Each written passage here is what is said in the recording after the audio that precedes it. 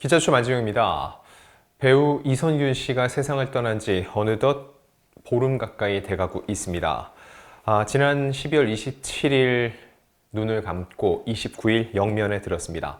자연인으로서는 48, 그리고 배우로서는 그 절반 24년간의 생을 마감했는데 그 여파는 아직도 진행형입니다. 다만 저는 그 죽음 자체가 아니라 그로 인해서 사실 사회에 던진 화두가 꽤 여러 개가 있습니다. 그리고 실제로 많은 이들이 이대로 안 된다, 바뀌어야 된다 라는 얘기들 하고 있거든요. 그가 사회에 던진 그 숙제는 무엇일지, 그리고 과연 우리는 달라질 수 있을지를 하나씩 짚어보겠습니다. 그 첫 번째 화두는 경찰의 조사 행태입니다. 일단 이선균 씨는 총 3차례에 거쳐서 공개 소환 조사를 받았습니다. 특히 3차 조사는 무려 19시간이나 조사를 받았고 또 포토라인에 섰습니다. 근데 중요한 건 마지막 조사를 앞두고 경찰에 비공개 조사를 요청했었다는 거죠. 근데 거절됐습니다. 자, 이거에 대해서 인천경찰청은 지난 12월 28일 연 백브리핑에서 변호인을 통해 비공개 조사가 요청 왔으나 많은 취재진의 안전을 고려했다는 얘기를 했습니다. 이건 도대체 무슨 얘기인지 와닿지가 않습니다. 취재진의 안전을 고려해서 이같이 선택을 했다. 자, 일단 변호인을 통해서 정문이 아니라 경찰서 지하 주차장을 이용해 노출되지 않게 해달라는 요청했다는 거죠. 1차, 2차 공개 소환 조사 했으니까는 이번에는 그렇게 해달라 했던 거죠. 근데 경찰은 취재진이 많이 올 텐데 갑자기 지하 주차장으로 들어가게 되면 취재진의 안전사고가 우려됐다. 무슨 얘기죠?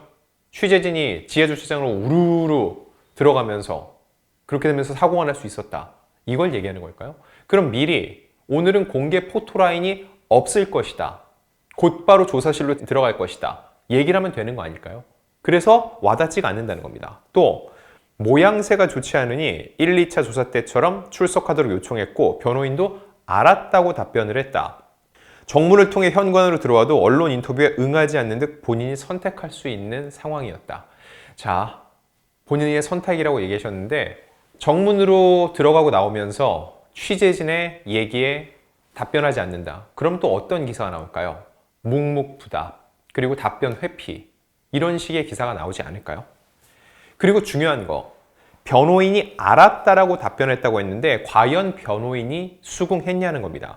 이런 해명과 달리 변호인 측은 비공개 조사를 거부한 경찰 요청을 수긍하지 않았다고 했고요. 더는 공갈 사건의 피해 조사를 미룰 수 없기 때문에 어쩔 수 없이 경찰 요청에 따랐다고 얘기를 했습니다. 특히 이 변호인은 연합뉴스와의 전화통화에서 이미 2차례나 경찰은 공개 소환을 했다. 이번에는 비공개로 소환해달라고 요청했는데 받아주지 않았다고 반발을 했습니다. 근데 중요한 건 이게 법규 위반일 수 있다는 거죠. 자, 경찰청 훈령입니다. 경찰 수사 사건의 공보에 관한 규칙 제16조 수사 과정의 촬영 등 금지 조항에 따르면 경찰관 서장은 출석이나 조사 등 수사 과정을 언론이 촬영 녹화하도록 허용해서는 안 된다 라고 돼 있다는 거죠. 그리고 다만 불가피하게 촬영이나 녹화될 경우에는 사건 관계인이 노출되지 않도록 대비하고 안전 조치를 취해야 된다는 건데, 자, 이런 훈령에 위배된다라는 지적에 대해서 인천경찰청 수사 공보 규칙을 어기지는 않았다는 입장이냐는 물음에 어겼다 안 어겼다 말하기는 애매한 부분이 있다. 이 답변이 제일 애매하지 않나요? 즉답을 못하는 겁니다. 자, 애매할 땐 뭘까요? 누군가가 애매한 답변을 내놓는다. 이건 어떻게 해석을 해야 될까요? 명쾌한 답을 내릴 수 없다. 나의 논리가 분명치 않다는 이야기입니다. 그러면서 앞으로도 공보 수칙을 더 철저히 준수하고 인권 보호에도 소홀하지 않겠다고 얘기했는데 그 이야기인즉 이런 게 이번 사안에서 소홀했다고 사실상 간접적으로 시인한 것이 아니냐라는 분석이 나오고 있다는 거죠. 그래서 향후 경찰의 수사나 조사 과정에서 이런 식의 행태가 더 이상 반복되지 않을지 무언가 규칙으로 정해져서 더 보호될 수 있는 누군가가 본인의 잘못이 아직 확인되지 않은 상태에서 피해 입지 않도록 할 수 있는 그런 궁극적인 대책이 마련될지 이걸 우선 지켜봐야 됩니다. 자, 두 번째는 바로 공갈 수사가 어떻게 진행될지 여부입니다. 자, 일단 이선균 씨는 이 공갈 협박 사건에 있어서는 피해자였습니다. 이 약물 관련돼서는 피의자이기 때문에 사망 후 공소권 없음으로 이게 마무리가 됐습니다. 하지만 공갈 수사는 달라요. 이선균 씨는 세상을 떠났지만 이 공갈 혐의로 입건된 유흥업소 실장 A씨 그리고 그 지인 B씨에 대한 수사는 이어간다는 거죠. 자, 실제로 이선균 씨는 3차 소환 조사를 마친 후에 언론에 이런 얘기를 했습니다. 경찰에서 저와 공갈범들 사이에 어느 쪽에 진술의 신빙성이 있는지를 잘 판단해 주시기를 부탁드립니다. 라고 얘기를 했습니다. 이 부분에 있어서 본인이 너무 억울하니까 분명히 밝혀달라고 얘기를 했던 거죠. 자, 저는 여기서 핵심이 뭐냐라고 봤을 때 과연 이선균 씨와 이 A씨, 유흥업소 실장 간의 대화를 누가 녹음했냐는 겁니다. A는 계속 모르겠다고 하지만 A씨가 제2의 휴대폰이나 녹음기를 사용해서 두 사람의 대화를 스피커폰으로 켜놓고 대화를 녹음했을 가능성을 배제할 수 없다는 거죠. 즉, 따로 이거를 해킹한 해킹범이 있는 게 아니라 있을 수도 있지만 A씨가 직접 이거를 했을 가능성을 배제할 수 없다는 거죠. 이게 무슨 의미일까요? 실제로 그렇게 됐다면 A씨는 이 녹음 파일을 통해서 이선균 씨에게 돈을 뜯어낼 목적이 있었다고 보는 게 합리적인 의심이 아닐까 싶습니다. 본인이 계속 질문을 해요. 이선균 씨는 답을 안 하는데 그 의혹에 접근하기 위한 질문을 던지는데 이선균 씨는 답을 하지 않습니다. 결국 자작극을 벌여서 이선균 씨를 올가매려던 목적이었다면 그의 이런 투약 주장은 설득력을 잃을 가능성이 높아진다는 거죠. 자, 그래서 이선균 씨 입장에서는 공갈 수사를 빨리 해달라고 요청을 한 겁니다. 이게 무슨 의미냐? 공갈 협박, 돈을 뜯어낼 목적으로 그가 이런 녹음을 스스로 한 것이고 그래서 본인에게 유리한 정황을 만들기 위해서 만약에 질문을 던진 것이라면 이선균 씨 입장에서는 공갈 사건에 있어서는 피해자인 동시에 다른 사건에 있어도 그거 봐라 이런 목적성을 갖고 의도적인 이런 질문을 던지고 말을 하고 녹음한 것이다 라고 이선균 씨 입장에서의 논리를 확보할 수 있었던 거였죠. 그렇기 때문에 이 공갈 수사의 속도를 높이기 위해서 3차 소환 조사는 비공개 요청이 받아들여지지 않았지만 하지만 가게 됐다. 이게 변호인의 주장인 겁니다. 자, 그 세 번째 화두는 폭로성 보도를 어떻게 할지 여부입니다.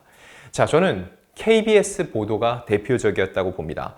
자, 공영방송입니다.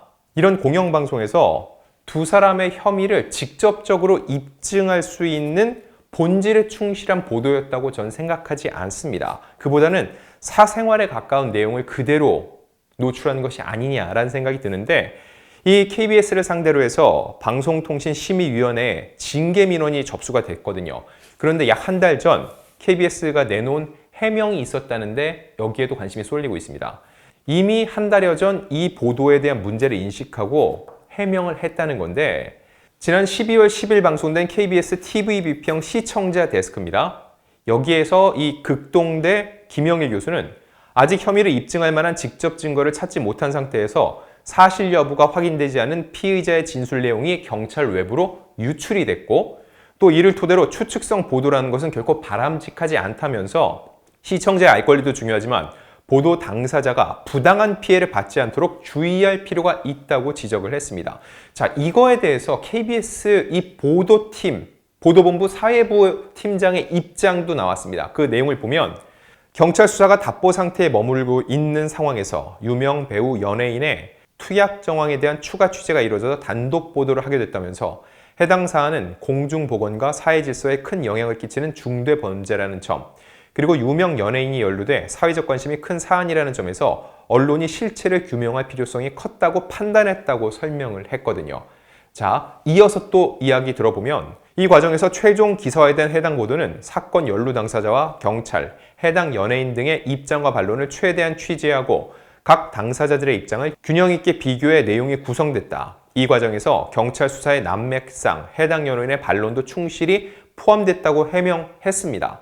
자, 그러면서도 지적해 주신 것처럼 향후 보도에서 시청자의 알 권리와 범죄 피의자의 인권, 정책 제시와 같은 다양한 측면이 조화될 수 있도록 취재, 제작에 반영하도록 하겠다라고 덧붙였습니다. 결국 내부적인 이 옴부즈맨 프로그램에서도 문제 제기가 있었고요. 해명 내용 중에서 공중보건과 사회질서에 큰 영향을 미치는 중대 범죄라는 점. 근데 중요한 거는 이 중대 범죄를 저질렀다는 게 확인이 된 바가 없다는 겁니다. 현재 혐의를 받고 있고 이거에 대해서 향후 이제 입증할 책임이 경찰에 있는데 아직 입증된 바가 없습니다. 근데 공영방송에서 이거를 이렇게 얘기를 했다. 과연 바라보는 대중 입장에서는 어떤 부분을 더 받아들이게 될까요? 아, 저 보도를 통해서 그렇구나. 이선균이 정말로 했을 수 있겠네? 범죄를 저지른 게 맞은 걸 수 있겠네? 이 생각을 하게 될지, 혹은 여 실장과의 대화 내용을 통해서 사람들이 그의 사생활에 대한 생각을 하게 될지, 이걸 따져봤을 때는 공익적 측면보다는 사생활의 침해 소지가 꽤 컸고 본질에 가깝지 않았다는 게 많은 시청자들, 그리고 이 옴부즈맨 프로그램의 담당 교수, 그리고 적자는 다른 언론 매체들의 판단이었던 것 같습니다. 자, 그리고 마지막 네 번째 화두입니다. 과연 우리는 달라질까? 바로 이 부분입니다. 자, 고인이 세상을 떠나기 전 이런 이야기들을 과연 대중은 어떻게 소비해 왔을까요? 그 대중에는 언론인의 한 사람으로서의 절뿐만 아니라 대중의 한 사람으로서 저에 대한 반성도 포함이 돼 있습니다. 자, 이 사안 아직 모른다. 경찰 수사 단계다. 그러니 결과가 나올 때까지 지켜보자. 라고 중립성을 지킨 분들은 얼마나 될까요? 그리고 지금의 분위기, 고인이 된 후에 그가 이런 배우였지 하고 그의 치적을 돌아보는 이런 분위기, 과연 고인이 떠나기 전까지 그런 분위기가 마련될 만한 상황이 조성이 됐을까요? 대다수는 그렇지 않습니다. 마치 팝콘을 먹으며 영화를 감상하는 것처럼 이 사태를 사람들은 굉장히 쉽게, 가볍게, 또 자극적으로 소비했습니다. 자, 이와 관련해서 작사가 김이나 씨의 고백이 있었습니다. 그 이야기를 한번 소개해드리면, 어디서 흘러나온지도 모르는 이야기를 이어폰을 꽂고 몰래 들으며 어마어마하고, 가십성 콘텐츠도 클릭해보고, 마지막에 너무 사람 망신 주기 하네 심하다는 말로 스스로 면죄하던 내 모습이 선명해서 차마 감히 추모도 못하는 마음. 결과적으로 이선균 씨는 이미 세상을 떠났습니다. 하지만 지금 반성과 추모는 남아 있습니다. 그런데 궁금해집니다. 과연 우리는 지금 이 순간 느끼는 이런 추모와 반성의 감정을 어디까지 이어갈 수 있을까요? 자, 저를 포함한 많은 대중, 언론 매체, 그리고 공권력 모두가 다시 한번 뒤를 돌아보고 스스로를 성찰할 때가 아닌가 생각합니다.